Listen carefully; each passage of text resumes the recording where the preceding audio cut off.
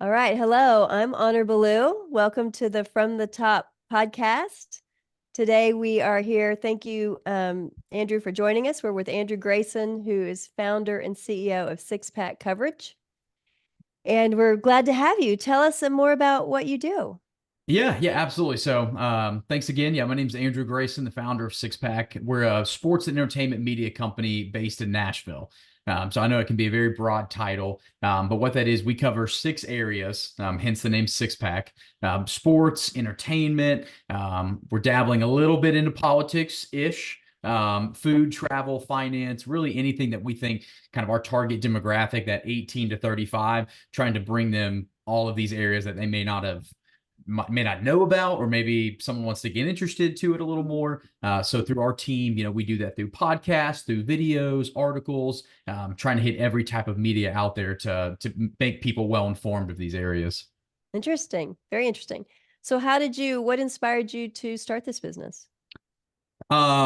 So really, I have no business background. It's kind of a wild story. I'm a healthcare guy at heart. Yeah. I went to the University of Tennessee. I wanted to be a PA, a physician, something in healthcare. I love kind of that whole aspect of things. Went to Vanderbilt to study nuclear medicine. Again, complete 180 from all things business. And then actually 2020-ish, 2021, like around COVID, made the full, just complete switch. Went into kind of the business entrepreneur realm. I loved the idea of, working whenever I wanted to, or working too many hours or not enough hours. I got to really kind of control the narrative, and really get out of healthcare with everything that was going on. And so, Yeah. with that, yeah, started, several years ago. And I guess the switch was, I think I'd be good at it. I like it. I don't really know where to start. Like I said, I don't have some extensive business background or any type of, large accreditations there. And I think that's part of why I've been kind of somewhat successful going down this route, is just kind of seeing what works and being a very unorthodox, I guess, kind of business character. Because sounds like you didn't really have any expectations. You just thought, well, this will be interesting. Is that right? Right. Yeah. I was doing a little bit of healthcare, a little bit of business, and I was like, hey, I just got to make the full leap into kind of the entrepreneur realm. And my goal was just to pay my rent every month. Okay.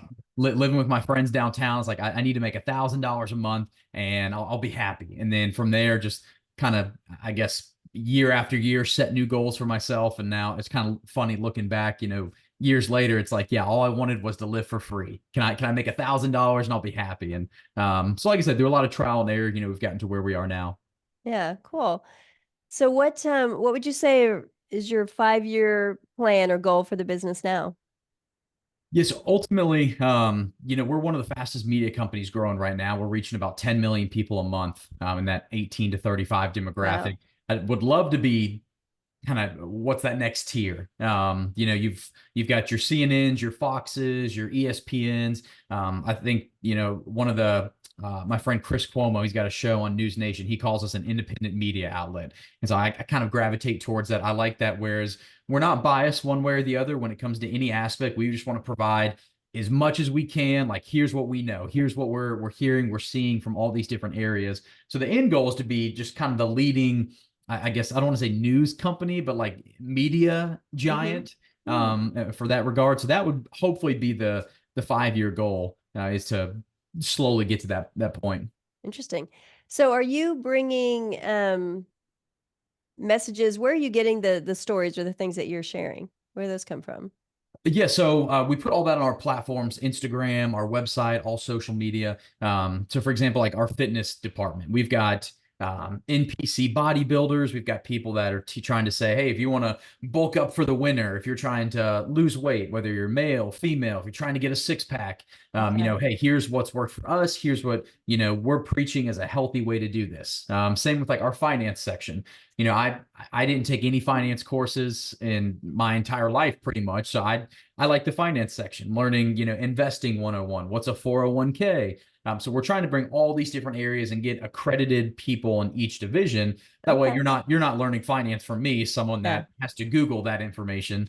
And like I'm clearly not a big muscular guy, probably not the best person to learn fitness advice from. And so we've got people in their field, trusted sources that are helping push this information out. Rather than, a lot of stuff out there today is very skewed one way or the other. It's false information. I feel like we've got a really good team here that's pumping out the right kind of info, whether that's sports, fitness, entertainment, anything that someone's trying to learn more about. Okay, interesting. So people just they want to learn. They're going to go and check out your six pack coverage, and you've got different topics they can dig into. I want to learn more about fitness. I want to learn more about finance. I want to learn more about sports, and they just sort of get in there and see what they can find and learn. Exactly. Yeah. One to Okay. be kind of like a one-stop shop, like an Amazon.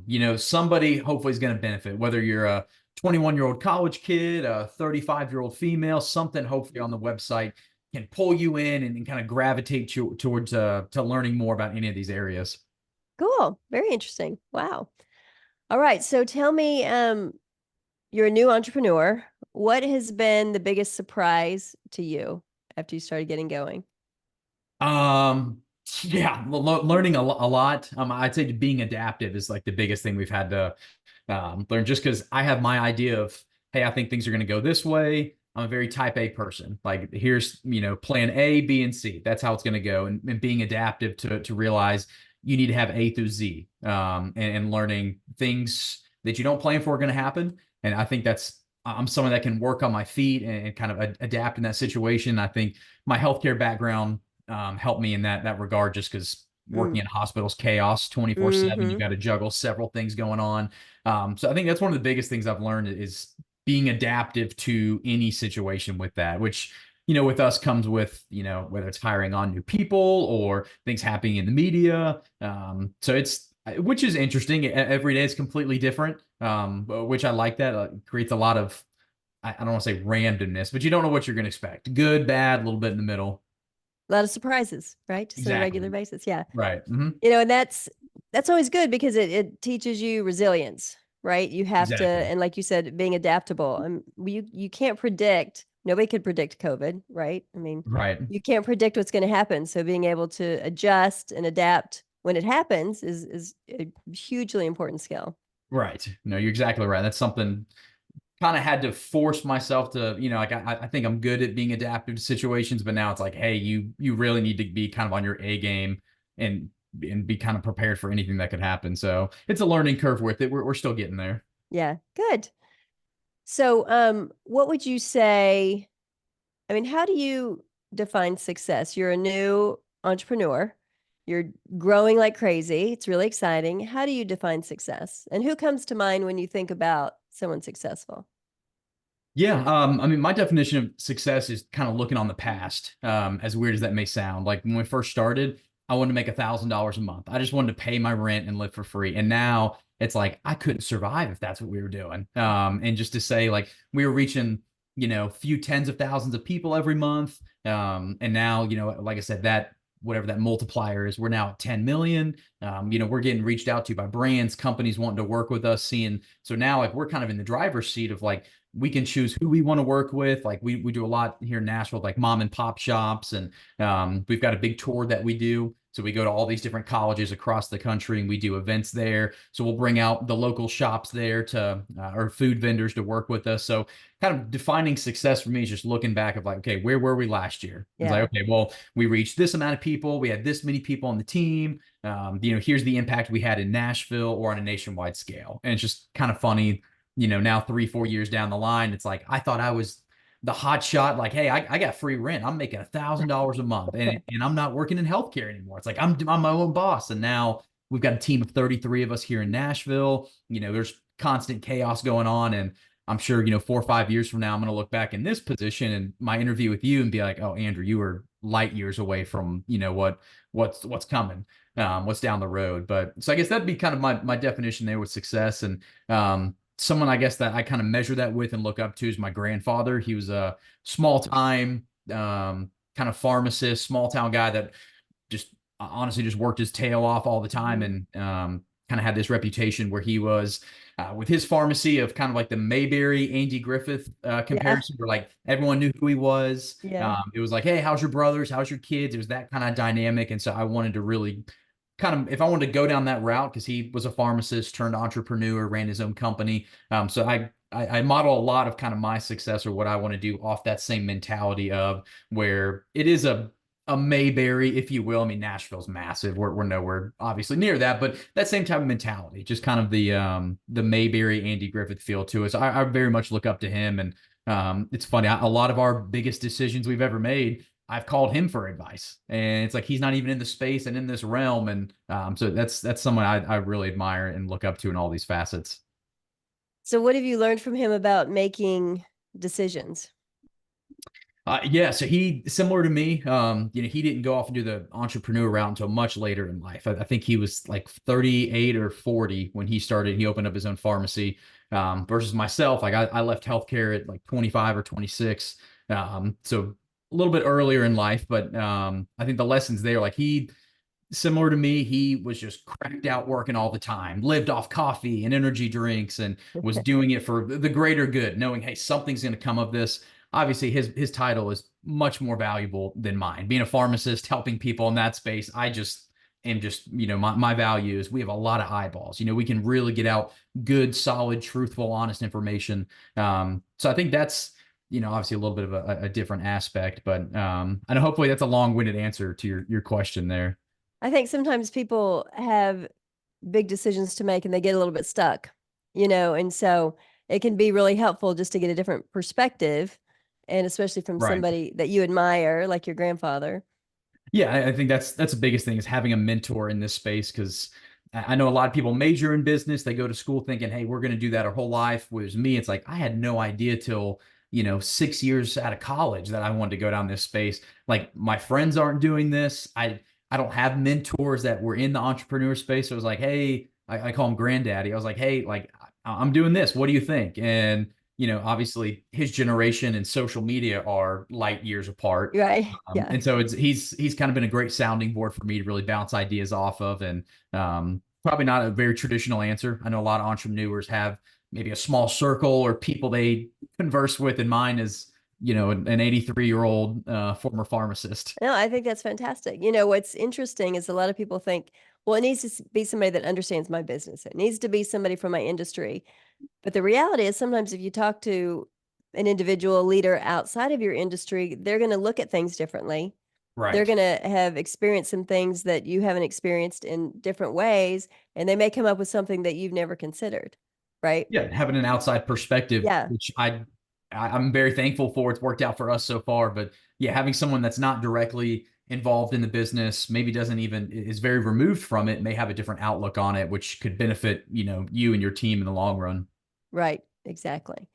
So if you look back over, I mean, you've been doing this, what, 3 or 4 years now, I think you said? Since 2020-ish. Yeah, Okay. 2020, 21. Yes, ma'am. So so what learnings over from life or from business, what learnings would you say that you've acquired? The biggest one's probably not assuming. And I mean that as in not assuming that someone knows how to go get something done, not assuming, because like in our position, there's so many working pieces all the time. I've learned that it's better for me either to teach somebody like, hey, this is exactly how we'd like it to go, versus assuming they know how to do something, or assuming, hey, things are going to work out on their own. I can just kind of take a back seat and work on another area, and then it comes crashing down. So I think the biggest thing I've learned is not assuming things are going to get done and not assuming people know how to execute.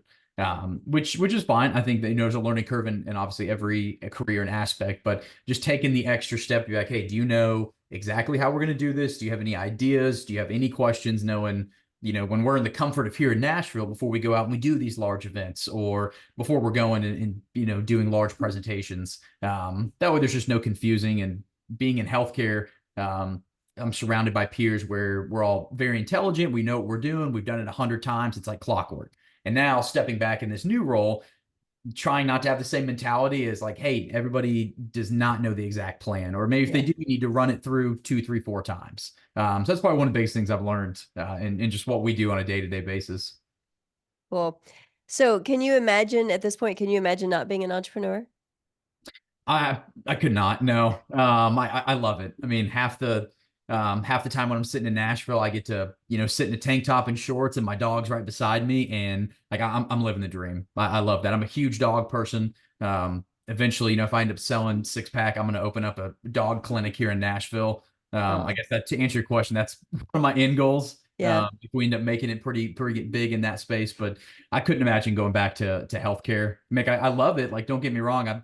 The 12, 14-hour days, I'm still working the same amount. I'm sitting here in a massage chair with my dog beside me and in the same amount of hours. But like obviously in healthcare, we're saving lives, we're making a huge difference. So I don't get, I guess, the satisfaction of that career, but I love the flexibility and being able to, sacrifice work in the last 2, 3 years has now allowed me to like, yeah, I can, if I want to take off this weekend and go golfing or go camping with my dog, I can. Or I can sleep until 10 o'clock on a Tuesday and then go to Chick-fil-A with my dog and have breakfast. And it's like, Yeah. I've got the flexibility to do that. And Right. so I love kind of we've put a lot of work into, where we are today. It's not Sure. obviously all fun and games, but again, long-winded answer to say, like, I don't think I could go back to putting on the scrubs and the coat and clocking in, downtown. Yeah, it is a lot of work, and you're learning all the time, but I think once you experience the freedom and flexibility of it, it's hard to think about, and you're working hard for Yeah. yourself now versus working hard for somebody else, right? So it's hard to think about, Right. going back working for somebody else and not having the same freedom and flexibility. It's a whole different world. It is, yeah. And that's something it's funny first starting out where it was like, it was a Monday at 8 a.m. I didn't have to go back to the hospital. It's like, what am I going to do? It's like, how do I grow? This six pack was born in my childhood closet at my parents' house during COVID. And I was doing that and going and getting my MHA, my master's of healthcare administration. And like I said, kind of dabbling in both. And it was in my childhood closet where this started. And it was like, okay, this little pipe dream that we have, how can this turn into I never have to go clock in again, or where I love doing this. And so it was like that small fire that started, and now that fire's turned into a forest fire of just ideas and just this excitement that we have. That is so fun. What advice would you give to somebody who's thinking about making the change and becoming an entrepreneur? Yeah, I'd say it's not ever too late. It's okay if you don't have things figured out. I mean, when I was 22, I spent half my time in college at the fraternity house, and the other half was in the library. And I thought I had a whole plan, life figured out. I was going to get married. I was going to go off to PA school, be making X amount. And then it was like, hey, 25, 26 rolls around. I'm living with my parents in my childhood twin size bed with my dog. And it's like, I have no idea what I'm going to do. But I think, the idea, if you've got something, you think it's a unique idea. I think I've learned a lot of things. Like I would have gone back and tried to find a mentor. Obviously I think my granddad is a great example, but finding mentors in whatever space you want to do. Because there's people out there that, have great ideas. And I think a lot of it is work ethic too. Mm. Like my generation's very lazy. And I think I can say that because I am still lazy at times. And a lot of my friends, and I know people that are, but I think having that work ethic, if you've got a great idea, it's going to take a long time to maybe get to the point where you're, bringing in money. It took us 27 months before we went green. And I mean, I was living on ramen and probably expired chicken breast for a good, probably way too long than I should say, but just a long time of just a simple diet, putting every dollar I had into making t-shirts and just, I can't tell you how many books I read or podcasts I would listen to, try and just get ideas of like I said, I'm a healthcare guy. I have no idea what social media is or companies or coding a website, but it's like, I'm hungry, I want to Yeah. learn all this and willing to. So yeah, but I think that's, I get down rabbit holes when I talk, if you haven't obviously noticed, but I think that's one of the biggest things. Like you can never too late to start. And I think a lot of it comes down like, what is your drive, your work ethic to get this done? Yeah, and I think, you brought up kind of the topic that I hear from other entrepreneurs is when you're getting started, you just have to work hard and you maybe don't know exactly which way to go, but you just, like you said, you got to learn, you got to just absorb, you got to try different things, and you just have Right. to make sure that you're continuing to do something every day, and then Yeah. maybe it'll kind of click. Right. Not staying complacent with it. I mean, we live in social media is a generation of instant gratification where it's like, oh Mhm. yeah, I'm gonna put in 2 weeks of work and then I'm gonna live off that. And it's like, not really. Like we put in 27 months of work to make $1,000 our first month. And that was, like I said, that was life changing for me. When I remember cutting my check to my roommate that I lived with, and I was just like, here you go, Mac, here's $1,000 that, somebody else paid for, that we worked Yeah. with the business in. So No, yeah, I think you're exactly right with it. So what was that like for you when you got that first piece of revenue? Oh, I mean, I was ecstatic. I remember I called my parents, I called my best friends, and they're like 1,000. Like that's. I was like, hey, we've been working 27 months. We've been coming a long way, and dude, it's funny. Like I said, $1,000 was life changing to me. I was able to pay my rent, and now I'm grateful enough. Like we've got a house. So we've been able to really kind of see the growth. Like I said, over the last couple of years of $1,000 to pay your rent one month. Now I've got a mortgage I got to take care of, and Yeah. got a house here that's a different ball game. So yeah, it's all part of the process, and I mean it's a constant just up and down roller coaster, which I guess some people enjoy that. I've come to enjoy it a little bit, where it's some days it's like, why in the world did I do this? It's like everything goes wrong, but then there's other days it's like everything is going perfectly right. And I mean, it's a constant, incline, a gradual going up, but you zoom in on it, it's just a lot of this the entire time. How do you keep yourself going when you have one of those bad days? So a weird answer. I love to walk with my dog. Like my dog's my entire world. And if I'm super stressed out, which happens a lot during our busy seasons, I really just like put my phone down and I'll walk around the block with my dog for like 10, 15 minutes. It's like just cool down, look at the bigger picture, come back in. And I think a lot of that is like also assuming, maybe I can give this to somebody else. Can someone else help me tag team this problem? Not having to take on full control for the first 2 3 years. It was me running the ship for everything, every problem, every Yeah. good thing. It was like, okay, I can take responsibility for all the good and all the bad.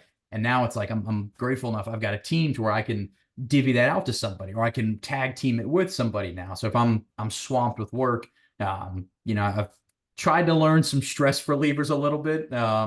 Like my girlfriend got me this massage chair. So that's like I said, a weird little quirk that's come in handy a little bit for sitting here for 10, 11 hours, some days working, some days even longer. But yeah, like I said, it's just trying to find a good balance of being in the entrepreneur route. It is going to be this up and down, but you got to have stress relievers for those days where everything it's nothing but negatives. How are you going to combat that and come back stronger the next day? Mm-hmm.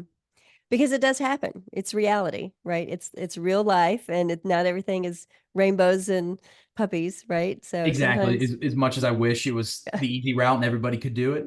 yeah, Yeah. So and that's part of it. And like I said, the good outweighs the bad always. So I don't know, it's a nice learning curve, but we've learned a lot with just kind of throwing stuff at the wall, seeing what sticks, running with that, always brainstorming.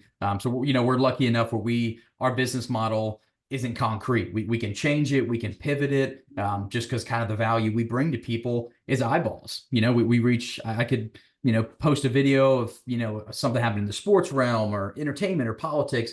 It's probably going to get, 100 to 400,000 views. It's going to reach, nationwide, not just in Nashville or Florida or Chicago. So we're real grateful. Like I said, we've built something we think is really unique. The fact that we can push out any type of information we want, and we can even like center it on different cities too. So yeah. it's real cool. I love kind of nerding out about it. Yeah, that's awesome. It's good to see how much passion you have around it. And, I mean, innovation is the key to differentiation, right? If you just Mhm. kind of do what everybody else does, then how are you going to be different? But if you Exactly. actually brainstorm and start from zero and like, how can we do this? Then you're going to get some new, creative, unique ideas and be different. Yeah, and I think maybe that's one positive I brought to the table was like I'm a healthcare guy. Like Right. I'm not into I don't know business 101, finance, social media, tech stuff. So maybe my own kind of outside perspective, I'm sure helped kickstart a little bit, just having whatever weird ideas I came up with in the beginning. And thankfully now we got a team that comes up with weird ideas just like me. So it's all full circle now. Yeah. Was it just you for quite a while in the beginning, or did you have a small team? It was just me. It's funny. We gave off the illusion. Actually, no one really knows this. We gave off the illusion that it was like 10 people. And we had like pseudonyms, people writing articles. So where it was like, oh wow, like Andrew, you got a good company here. And I was like, oh yeah, I know. Like we're doing great. And not realizing it's like, yeah, it's just me running the ship. I'm the judge, jury, and executioner. I'm wearing all the hats, which I think you need to at the very beginning. You have all the control. It's your passion, your Mm-hmm. baby. So it's like I'm going to put in 14-hour days 4 or 5 days a week. And I quit going to the bars, quit drinking, quit pretty much everything I enjoyed doing because I really thought this was an idea I could take off with. And, now thankfully we've got 33 of us. And so, you give up some of that control, but, you're able to grow more. We're bringing people on. And so, yeah, it's funny kind of the direction we've gone the last couple of years and how things have drastically changed from what the original ideas were and that sort of thing. Yeah, so fun. I love your enthusiasm and your creativity. I'm sure you're going to continue to do well. Is there anything else that you'd like to share before we say goodbye? Yeah, I mean, if there's any brands or companies that want to get on board with us and are interested in that 18 to 35-year-old demographic, like I said, we're reaching. I think it's like 9 to 12 ish is our range, millions of people per month, and like I said, would love to help push out brands that we're on board with that have a positive message, whether it's food, travel, entertainment. We got a solid kind of foundation here can really help out any brands or companies that need that extra push or really want to get their message out. Cool. And it's not just sports related. It's all kinds of different industries and different types of Correct. businesses. Yeah, we've Yeah. got sports, fitness, finance, food, travel, entertainment. Like I say, that's the 6 pillars that make up Six Pack. Okay. And so we've all those different areas. So, we're not just only sports, or some people think Six Pack coverage and they think of a bunch of alcoholics. So they think of an insurance company. Like I've gotten both of those before. And it's like, I love having a beer, but we're not an alcohol company, and we're definitely not insurance. So, but yeah, those 6 areas is what we make up. And, we got a great team behind us really pushing out, our message for it. So Yeah. Creative name. I was curious myself. I was like, is it alcohol related? Is it like muscle, like stomach, abs, six pack? yeah, trying to get something that like brings it all together full circle, like 6 pack of abs for fitness or six Yeah. pack of beer for entertainment. And Right. there's a defense called 6 pack. And so we're Okay. like, okay, well, this is kind of tapping into Nice. everything. Yeah. So that's the best we could come up with. And Yeah, I like it. I think it's awesome. Well, thank you so much for being here today. It was great getting to know you. Great talking to you. yeah, I And appreciate the time. This has been great. Thank you so all right. much. Thank you. Okay. We'll see you.